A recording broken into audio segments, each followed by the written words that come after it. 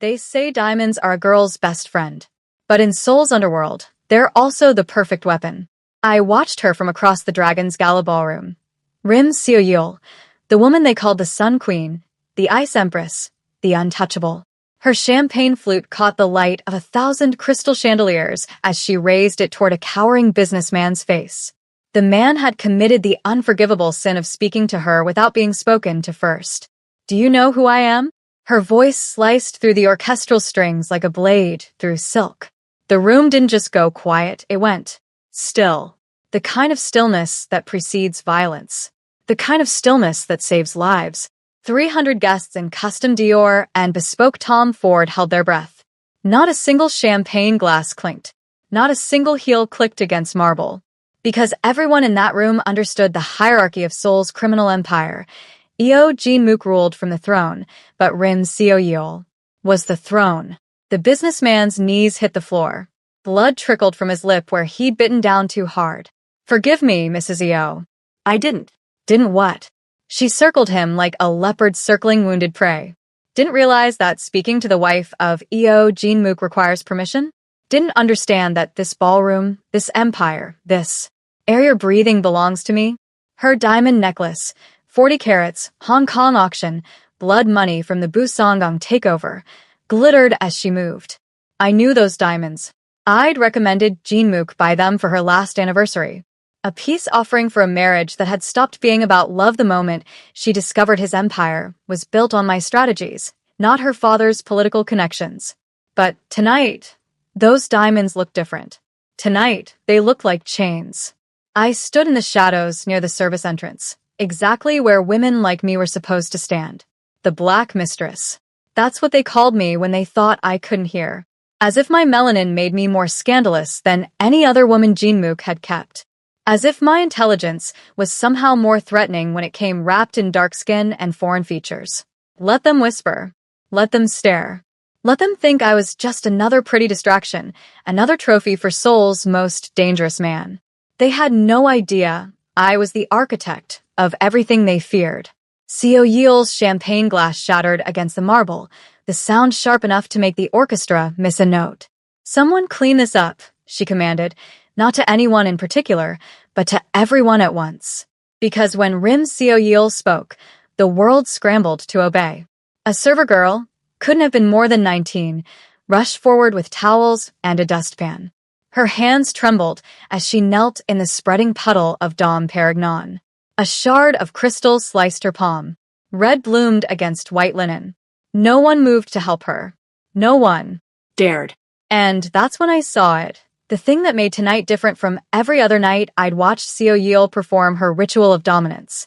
The thing that made me step forward from the shadows, my off-shoulder black gown whispering against the floor, my heels clicking in a rhythm that cut through the paralyzed silence. I saw Jin-mook watching his wife. And in his eyes, those cold, calculating eyes that had ordered executions over breakfast and hostile takeovers over dinner, I saw something I'd never seen before. Disgust. Let me tell you how I became the woman everyone fears to acknowledge, but no one can afford to ignore. My name is Kalira Noel, and I am the secret behind Seoul's most public empire. While Rim Seo-yeol wears her title like a crown and her cruelty like a cape, I operate from a place she'll never understand. The shadows where real power lives. 3 years ago, I walked into Jin-mook's private office with a solution to a problem that had cost him 40 million won and the loyalty of his Incheon district. His so-called advisors, including his wife's hand-picked strategists, had failed him. They'd tried bribes, threats, public displays of force. All noise, all spectacle, all useless. I gave him silence and precision. I gave him the shipping manifests that proved his Incheon lieutenant was selling port access to the Yakuza. I gave him the offshore accounts that trace back to Seo-yeol's own cousin. I gave him truth when everyone else was selling him loyalty. He didn't ask where I'd learned to trace ghost corporations through 3 countries and 7 shell companies. He didn't ask why a foreign woman with degrees in international law and strategic analysis would walk into a crime lord's office uninvited. He asked one question. What do you want? And I told him the truth that changed everything. I want to build an empire that doesn't collapse the moment someone discovers its foundation is rotten. I want to turn your syndicate into something that doesn't just survive, it evolves. And I want to be the one person in your life who never lies to you, even when the truth costs me everything. That night, I became his strategist. 3 months later, I became his lover. 6 months later, I became the shadow that Rim Seo-yeol couldn't shake. But she never saw me as a threat, not really. Because in her world, mistresses are disposable. In her world, the wife holds all the cards, the name, the status, the public legitimacy. In her world, women like me exist only until men like Jin Mook get bored. What Seo-yeol didn't understand, what she couldn't understand, was that Jin Mook stopped being bored the moment he realized I was the only person in his life who could see 3 moves ahead, who could predict which underboss would betray him before the betrayal was even a thought, who could restructure his money laundering operation so elegantly that even the NIS couldn't trace the flow. I wasn't his distraction. I was his evolution. And tonight, at the Dragon's Gala, standing in my off-shoulder black gown while Seo-yeol performed her usual theater of intimidation, I realized something that made my pulse slow to the rhythm of inevitability. It was time for the Sun Queen to learn that empires aren't built on fear alone. They're built on secrets. And I held every single one of hers. As Seo-yeol turned from the bleeding server girl, her eyes found mine across the ballroom. For a fraction of a second, so brief that no one else would have caught it, her perfect composure cracked. Not fear, not yet, but recognition. She knew I'd seen something she couldn't afford for anyone to see. The moment Jin Mook's disgust became my opportunity. I smiled. Not a cruel smile, not a triumphant smile. A promise. And in Seoul's underworld, a promise from the Black Mistress is more dangerous than a threat from anyone else. Because threats can be survived. Promises are forever. 3 years ago, I walked into EO Jin Mook's office with 40 million won worth of answers and a career death wish. His Incheon port operation was hemorrhaging money faster than his accountants could hide it. Shipments disappeared. Containers went missing. Revenue that should have flowed through his books like clockwork instead evaporated into ghost accounts that led nowhere. His wife's hand-picked consultants, 3 Ivy League graduates with degrees in international finance, had spent 6 months producing spreadsheets that said everything and explained nothing. I gave him 3 pages and the truth. Your Incheon lieutenant is selling port access to the Yamaguchi-gumi, I said, sliding the documents across his black lacquer desk. He's been doing it for 18 months. The money flows through a shell company in Singapore, then splits into accounts in the Caymans and Hong Kong. Half goes to him. The other half goes to your wife's cousin, Park Min-joon, who brokered the deal. Jin Mook didn't move. Didn't blink. His hands remained perfectly still on the armrests of his chair, but I saw the muscle in his jaw tighten. That small tell, barely visible to anyone who hadn't spent months studying him from a distance, told me everything I needed to know. He already suspected. He just couldn't prove it. Who are you?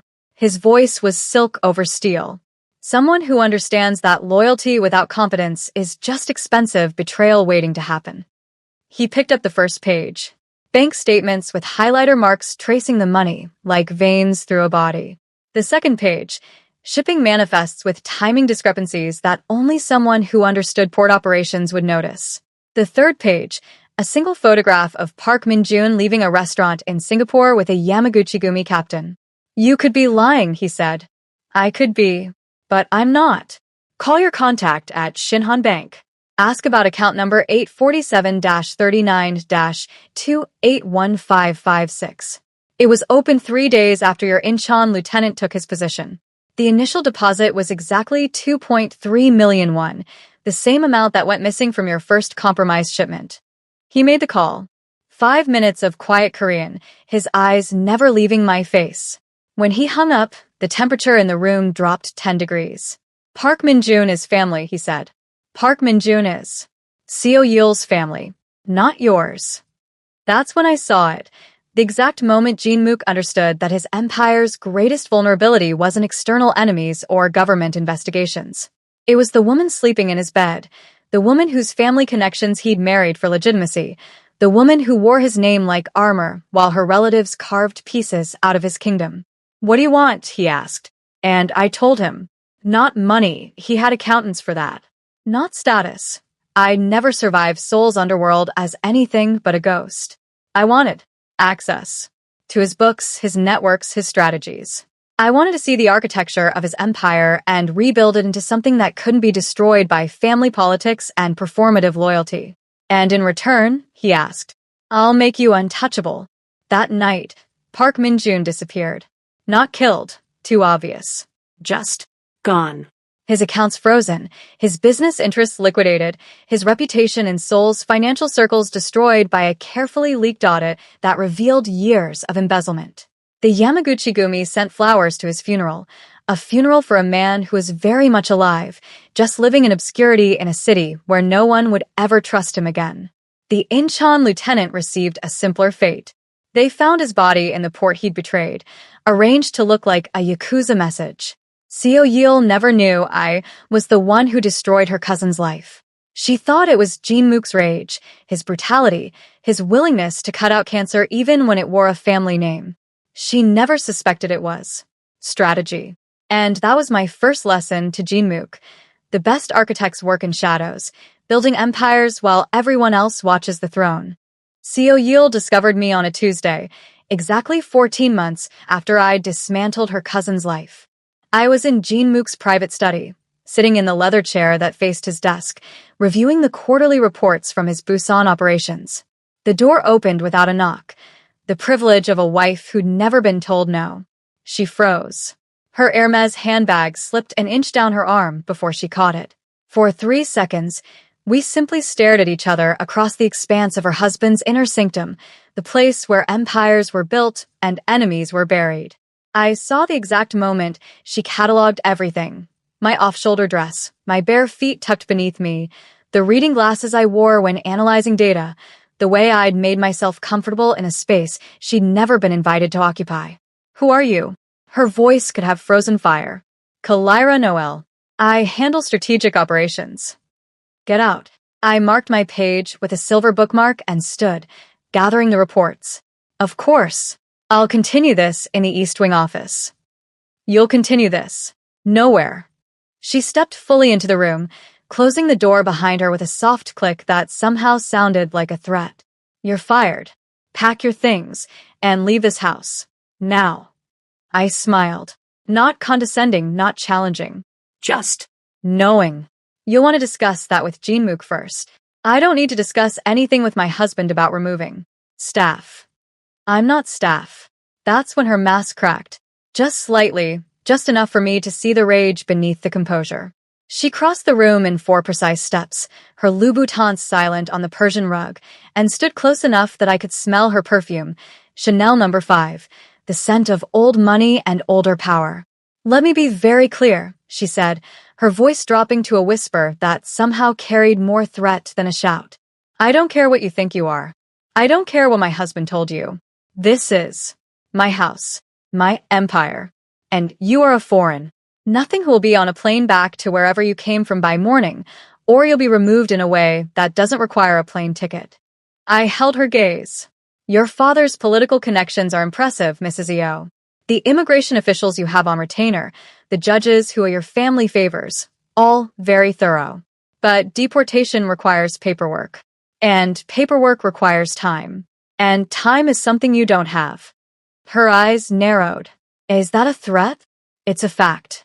Your husband's Jeju operation launches in 72 hours. I'm the only one who knows how to execute the logistics without triggering NIS surveillance. Fire me, and Jin Mook loses 40 billion won. Deport me, and he loses the whole southern territory. She laughed, sharp, brittle, beautiful. You think you're indispensable? Everyone is replaceable, especially women who mistake access to power for actual power. You're absolutely right, I said softly. Everyone is replaceable, even wives. The slap should have come then. I saw her hand twitch, saw the rage flash across her perfect features. But she didn't strike me, because somewhere in that brilliant, calculating mind, Rim Seo-yeol understood something that terrified her. I wasn't afraid of her, and in Seoul's underworld, fear was the only currency that mattered. She left without another word. But that night, I received a text from an unknown number. Enjoy your last days in Korea.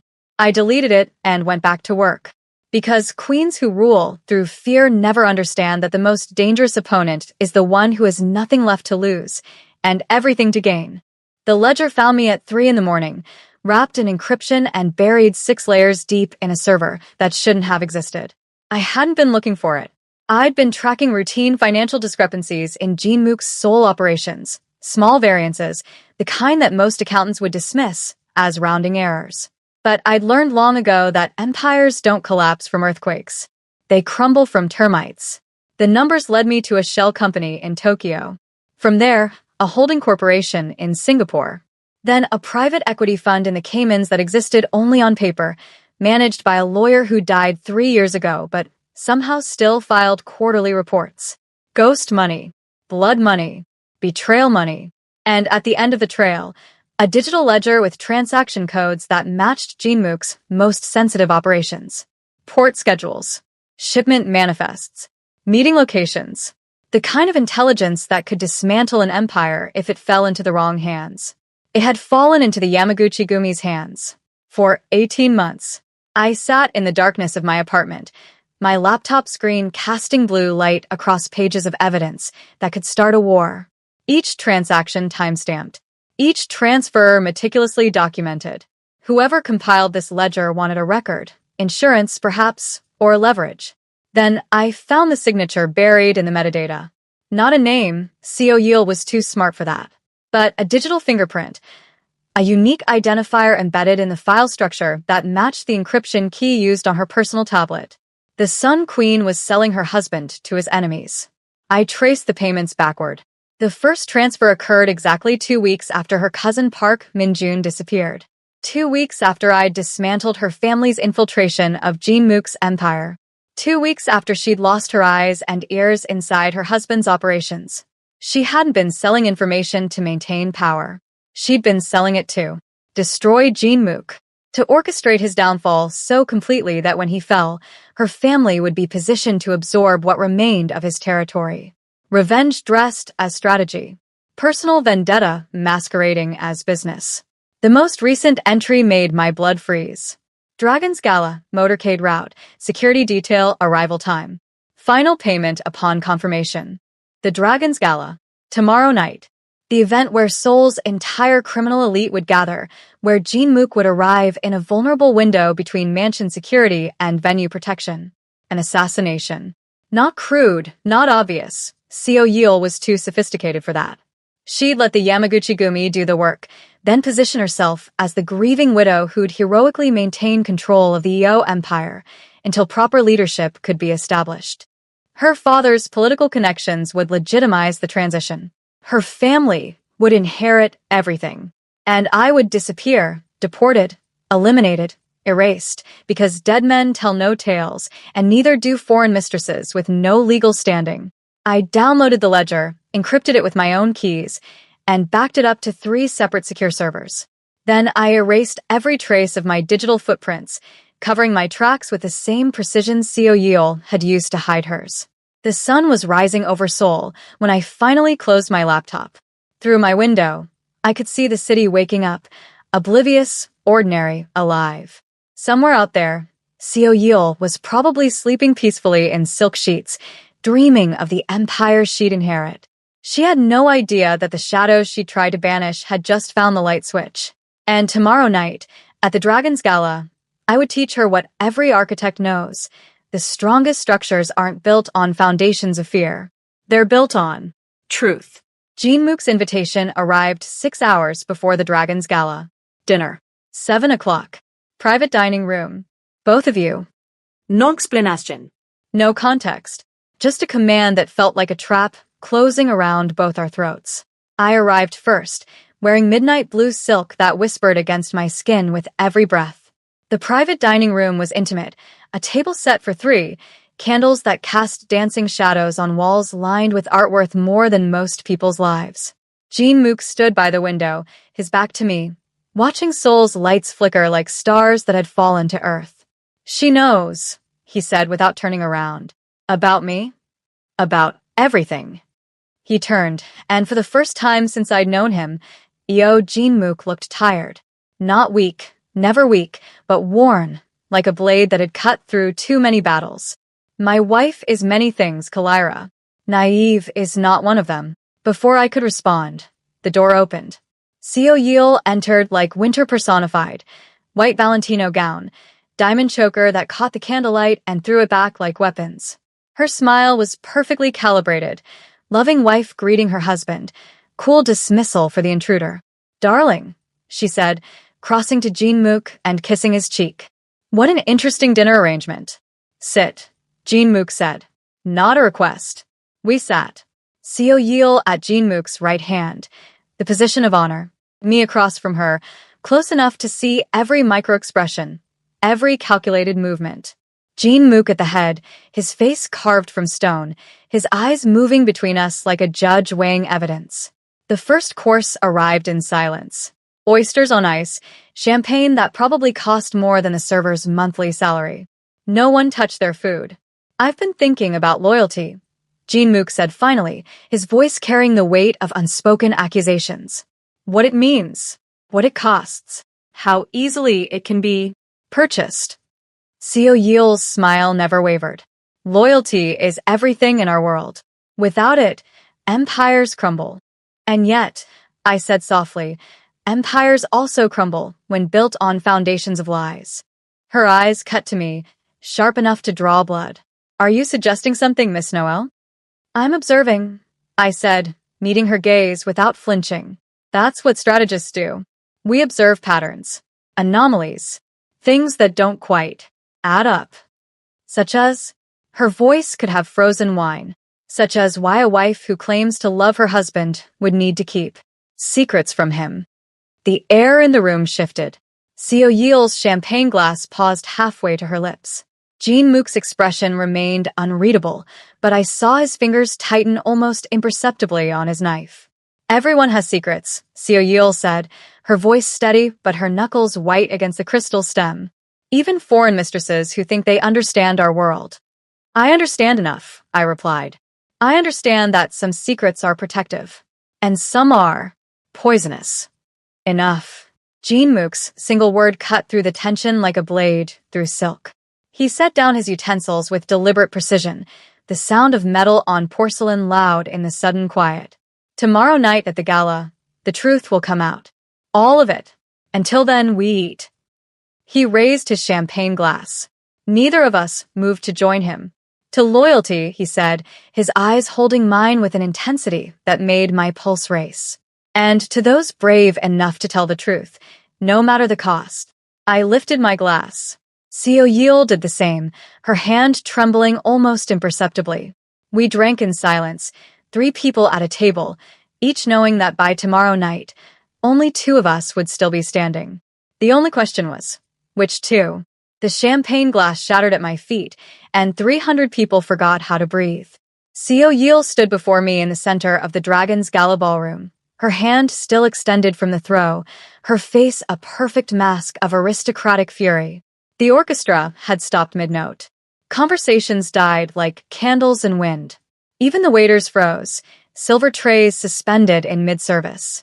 You don't belong here, she said, her voice carrying across the marble and crystal with the authority of someone who'd never been told no. You don't belong in this world, in this city, in my husband's life. You are nothing. I didn't move, didn't flinch. Crystal shards glittered around my heels like fallen stars, and I simply stood there, meeting her gaze with the calm of someone who holds all the cards and is finally ready to play them. You're right, I said softly, my voice somehow reaching every corner of that enormous room. I don't belong in your world, because your world is built on lies, and I deal in truth. Her hand rose, whether to slap me or gesture for security, I'd never know, because I stepped forward, close enough that only she could hear what came next, close enough to see the first flicker of real fear in her eyes. And I spoke the sentence that would shatter her empire. Does your husband know that the Yamaguchi-gumi captain arriving in 20 minutes isn't here for negotiations? He's here because you sold him Jean-Mook's motorcade route, his security detail, and his arrival time for $2 million? The color drained from her face. Not slowly, not gradually, But all at once, like someone had opened a valve and let her life force pour out onto the marble floor with the spilled champagne. "You're lying," she whispered, but her voice cracked on the last syllable. "Account number 847, KYC 9241, Shinhan Bank Singapore branch. Opened 18 months ago under the name RIM Holdings. 3 dozen transfers, each corresponding to intelligence you provided. The most recent, 48 hours ago. Final payment upon," how did you phrase it? "Confirmation of target elimination." Her knees buckled. Just slightly, just enough that she had to grip the back of a nearby chair to stay upright. Around us, the crowd pressed closer, sensing blood in the water, but not yet understanding whose. "Jean Mook," she said, her eyes searching the crowd desperately. "Jean Mook, she's behind you." Jean Mook's voice cut through the chaos like a blade through silk. She turned. He stood 10 feet away, his face carved from stone, his eyes holding the kind of cold fury that had built his empire on the bodies of those who'd betrayed him. In his hand, a tablet, its screen glowing with the evidence I'd compiled. Bank statements, transaction codes, digital signatures, the secret ledger. "Darling," Seo Yil said, and her voice broke completely. "Please, I can explain." "Explain what?" Jean Mook's voice was quieter than I'd ever heard it, and somehow that made it more terrifying. "Explain how my wife, the woman who stands beside me at every public event, who shares my name, my bed, my life, has been systematically selling me to my enemies for 18 months. Tears streaked her perfect makeup. The Sun Queen, the Ice Empress, the untouchable, reduced to a woman begging for mercy in a ballroom full of witnesses who would never forget this moment. "It wasn't supposed to be like this," she whispered. "You were supposed to." I finished for her. Tonight, in your carefully orchestrated ambush." Jean Mook gestured to his security. "Get her out of my sight. Strip her of EEO name. Freeze every account connected to her family. And make sure the Yamaguchi-gumi captain receives a very different welcome than the one he was expecting." As they dragged her away, Seo Yil's eyes found mine one last time. Not hatred, not rage, just devastated understanding. She'd underestimated the woman in the shadows. And in Seoul's underworld, that was a mistake you only made once. The call came 30 minutes after Seo Yil's removal, while champagne still sparkled in crystal glasses and Seoul's criminal elite pretended they hadn't just witnessed a queen's execution. Jean Mook's head of security leaned close, whispering words that made every muscle in his body go rigid. He turned to me, his face suddenly stripped of its usual composure, and I saw something I'd never seen before in EO Jean Mook's eyes. Fear. "We need to leave. Now." His hand closed around my wrist, already pulling me toward the service exit. Rim's father just activated Protocol Red. Protocol Red. The nuclear option. A political dynasty's last resort when exposure threatens everything. Eliminate all witnesses, burn all bridges, erase all evidence. Including the people who held it. Including us. We burst through the kitchen exit into Seoul's night air, Jean Mook's security team forming a protective circle as we moved toward the motorcade. That's when I heard it, the sound that turns blood to ice water. Not gunshots. Something quieter. More professional. Suppressors. 3 of Jean Mook's men dropped before I processed what was happening. The others returned fire, muzzle flashes lighting up the darkness like deadly fireflies. Jean Mook shoved me behind a concrete pillar, his body covering mine, and I felt his heart hammering against my back. "The mansion," I gasped. "We can't go to the mansion. It's the first place they'll hit. The staff," Jean Mook started, "are already dead or will be soon." The words tasted like ash, but I couldn't afford sentiment. Not now. Rim's father has the security codes. He has the layouts. He has everything Seo Yil gave him over 18 months. Another volley of suppressed fire. Glass exploded above our heads. Jean Mook's remaining security chief, a man named Kwan who'd been with him for 15 years, took a round to the shoulder and kept firing. "East Safe House," Jean Mook barked into his phone. "Route 7, not 6. Assume all primary locations are compromised." We ran. Not the dignified exit of a Mafia boss and his strategist, but the desperate sprint of prey who'd suddenly realized the hunter knew all their hiding spots. Behind us, more gunfire. Screams from inside the gala as the violence spilled into the ballroom. A black SUV screeched around the corner, one of Jean-Mook's backup vehicles. We threw ourselves inside, Quan collapsing in the front seat, blood soaking through his jacket. The driver didn't wait for doors to close before accelerating into Seoul's neon-lit streets. "How many?" Jean-Mook demanded, pressing his hand against Quan's shoulder. 12 that we counted. Professional. Coordinated. They knew exactly where you'd exit, exactly when. Quan's face was gray with pain. "Boss, they had our complete security protocol." Because Seo Yeol had sold it, piece by piece, detail by detail, until her father had a blueprint for destroying everything Jean-Mook had built. My phone buzzed. Unknown number. Against every instinct, I answered. Rim's voice, Seo Yeol's father, came through crystal clear, smooth as aged whiskey, and just as poisonous. "Miss Noel, you've caused my family considerable embarrassment tonight." "Your daughter caused her own embarrassment," I said, my voice steadier than my hands. "I just provided the evidence.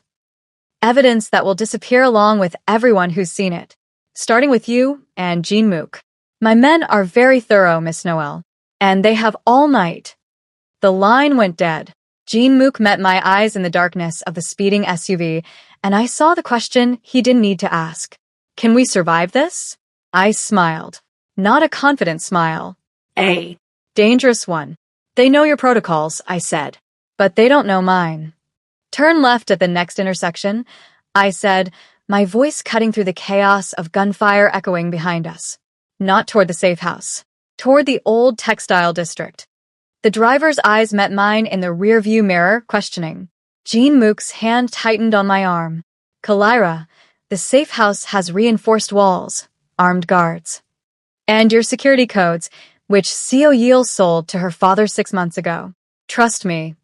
He stared at me for 3 heartbeats, then nodded to the driver. We veered left, tires screaming against asphalt, leaving the predetermined escape route behind. "There's a building," I said, already pulling up maps on my phone. "Abandoned manufacturing complex. 7 ways in, 23 ways out. No digital security. Everything is mechanical locks and manual systems. Nothing Rim's people could have compromised because even you don't know about it." "How do you know about it?" Jean-Mook asked. "Because the first rule of survival is having exits your enemies don't know exist. I bought it 8 months ago. Cash transaction, shell company, no paper trail." Something flickered in his eyes. Surprise, respect, maybe something deeper. "You've been planning for this." "I've been planning for everything," I said. "That's what architects do." Quan groaned in the front seat, his hand pressed against his shoulder. Blood seeped between his fingers. "Boss, my phone's lighting up." They hit the mansion. "Everyone's gone." Jean-Mook's jaw tightened, but he said nothing. What was there to say? 15 years of loyal staff, people who'd served him with devotion, erased in a single night because his wife's father valued reputation more than human life. We pulled into the textile district, a maze of crumbling warehouses and forgotten industrial buildings that Seoul's economic boom had left behind. The driver cut the lights, navigating by memory and my whispered directions. "There," I pointed to a building that looked like every other condemned structure in the district. "Loading dock, east side." "The lock's broken." I made sure of it. We abandoned the SUV 3 blocks away and moved on foot, Jean-Mook supporting Quan while I led them through shadows and debris. My heels, impractical, beautiful, deadly, clicked against concrete until I kicked them off, leaving them behind like shed skin.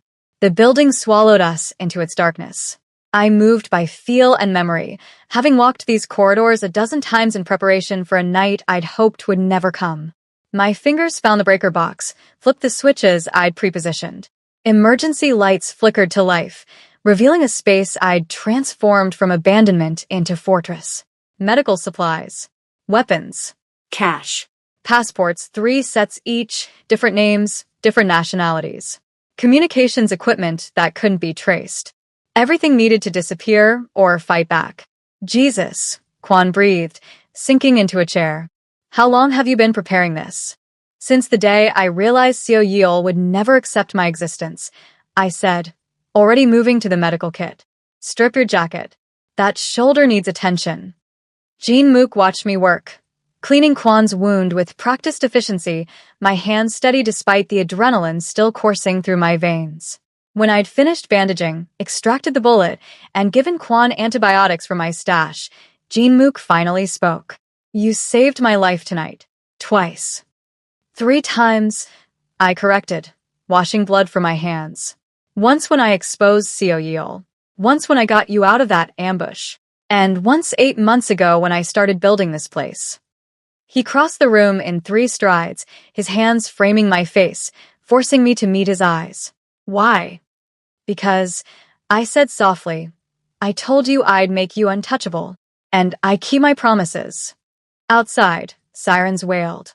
Somewhere in Seoul, Rim's assassins were searching for ghosts. But here, in this forgotten building in a forgotten district, surrounded by contingencies and careful planning, we were safe. For now. They brought her to the safe house 72 hours later, after Jin Mook had dismantled her father's assassination network piece by bloody piece. Rim Seo Yeol looked nothing like the Sun Queen who'd ruled Seoul's underworld with diamond-hard cruelty. Her designer gown was torn, her perfect hair matted with sweat and fear. Mascara streaked her face in black rivers, evidence of tears that hadn't stopped since her world collapsed. They forced her to her knees in the center of the warehouse, the same emergency lights that had guided us to safety now illuminating her destruction. Her wrists were zip-tied behind her back. Not necessary, she had no fight left. But symbols matter in our world. Jin Mook stood before her, and I'd never seen him look so cold. Not angry. Anger was heat, passion, temporary madness. This was absolute zero, the temperature where everything stops, where molecules cease to move, where life itself becomes impossible. Look at me, he commanded. Seo Yeol's head lifted slowly, her swollen eyes struggling to focus. When she saw him, truly saw him, saw the man she'd tried to kill standing alive and untouched, something inside her shattered further. Please, she whispered. Jin Mook, please. I was protecting us. My father said you were getting weak, said that. Woman was making you soft. Don't. His voice cut like a scalpel. Don't speak of her. You lost that right when you sold me to my enemies. I'm your wife, she sobbed. I'm the mother you promised your children would have. You are nothing. Jin Mook crouched to her level, forcing her to meet his eyes. You were my wife. You wore my name. You stood beside me at every event, every negotiation, every moment that mattered. And the entire time, you were counting the pieces of silver you'd earned from my corpse. I loved you, she whispered. You loved what I represented. The power, the fear, the empire. He stood, pulling a document from his jacket. But you never understood that empires aren't built on names and fear. They're built on loyalty. Real loyalty. He unfolded the paper, legal documents, official seals, the kind of paperwork that changes lives with ink and signatures. I could kill you, he said conversationally. My men expect it. They're probably taking bets on whether I'll use a bullet or my bare hands. Hope flickered in Seo Yeol's eyes. Desperate, pathetic hope. But death is mercy, Jin Mook continued. And you don't deserve mercy. So instead, I'm giving you something far worse. He held up the documents. Annulment papers. Signed by 3 judges your father doesn't own. As of midnight tonight, you are no longer Rim Seo Yeol. You are simply Rim Seo Yeol, the disgraced daughter of a political dynasty I'm currently dismantling, the woman who betrayed Seoul's most dangerous man and lived to tell no one about it. No, she breathed. No, please, anything but. Every account frozen. Every property seized. Every connection severed. Your family's businesses are already collapsing. Turns out when the NIS receives detailed evidence of 2 decades of corruption, political allies scatter like rats from a sinking ship. He dropped the papers at her feet. You'll live. You'll walk out of here with nothing but the clothes you're wearing and the knowledge that you had everything and destroyed it yourself. You'll see my face on every news channel, my empire growing stronger without you. You'll watch the woman you tried to erase stand beside me, building what you could only tear down. Seo Yeol collapsed forward, her forehead touching the concrete, sobs racking her body with violence that seemed to tear her apart from the inside. Jin Mook turned to his men. Take her to the airport. One-way ticket to Singapore. If she ever sets foot in Korea again, then you have my permission to kill her. As they dragged her away, she looked back at me one final time. Not with hatred, with something far worse. Understanding. She finally understood what I'd known from the beginning. In Seoul's underworld, there are fates worse than death. Living without power is one of them. 6 months later, I stood in the grand ballroom of the newly rebuilt EO mansion, wearing an off-shoulder black gown that no longer felt like camouflage. The Dragon's Gala had become legendary, the night the Sun Queen fell and the shadows claimed the throne. Seoul's criminal elite spoke of it in hushed tones, the way people speak of earthquakes and revolutions, events that reshaped the landscape forever. Tonight's gathering was different. No pretense, no performance. Just power, presented honestly for the first time in decades. Jin Mook stood at the center of the room, commanding attention without demanding it, and I stood beside him. Not behind. Not in the shadows. Beside. Ladies and gentlemen, he said, his voice carrying across the assembled syndicate bosses, politicians, and power brokers who'd rebuilt their allegiances in the aftermath of Rim's destruction. You know my chief strategist, Kalira Noel. Some of you have worked with her. All of you have benefited from her vision. No one whispered. No one smirked. The Black Mistress, Jokes had died the night I'd saved Jin Mook's life and dismantled a political dynasty with nothing but evidence and strategic precision. Moving forward, Jin Mook continued, Ms. Noel will hold a seat on our executive council. Her voice carries the same weight as mine in all strategic decisions. Anyone who questions her authority questions. Meaning? Heads bowed. Not in mockery, not in resentment. In respect. Because respect in our world isn't given for titles or marriages. It's earned through results, through survival, through proving that when empires crumble, you're the one left standing in the rubble with a blueprint for what comes next. Later, when the guests had departed and the mansion fell quiet, Jin Mook found me on the balcony overlooking Seoul's glittering expanse. The city that had tried to reject me, to deport me, to erase me, now spread before us like a kingdom we'd conquered together. No regrets, he asked, his hand finding mine. About exposing your wife? Destroying her family? Rebuilding your empire from the ground up? I smiled. Which part would I regret? About staying. About choosing this life. His fingers tightened around mine. You could have walked away. Taken your evidence, disappeared. Started over somewhere safe. Safe is boring, I said. And I didn't come to Seoul to be safe. I came to build something that lasts. Something real. And have you built something real? I turned to face him fully. This man who'd given me access to his empire and found I'd given him something far more valuable. Truth, loyalty, and a future that didn't require lies to sustain it. We built it together, I said. An empire that doesn't crumble when you shine light on its foundations. One that doesn't need fear to maintain order. One where the woman beside the throne isn't decoration. She's the architect. He kissed me then, not with the desperate passion of survival or the complicated heat of forbidden attraction. This was different. This was certainty. They'll still talk, he murmured against my lips. About us. About your color, your background, your... Let them talk, I interrupted. Let them whisper and speculate and try to diminish what we've built. Because while they're talking, we'll be doing what we do best. What's that? Winning. Below us, Seoul pulsed with light and life, oblivious to the quiet revolution that had occurred in its underworld. No headlines would announce it. No history books would record it. But everyone who mattered knew. The age of the Sun Queen had ended. The era of the architect had begun. And in Seoul's underworld, where power is the only currency that matters, Kalira Noel had proven the most fundamental truth of all. True authority isn't inherited, stolen, or married into. It's built. One strategic move at a time. One truth at a time. One empire at a time.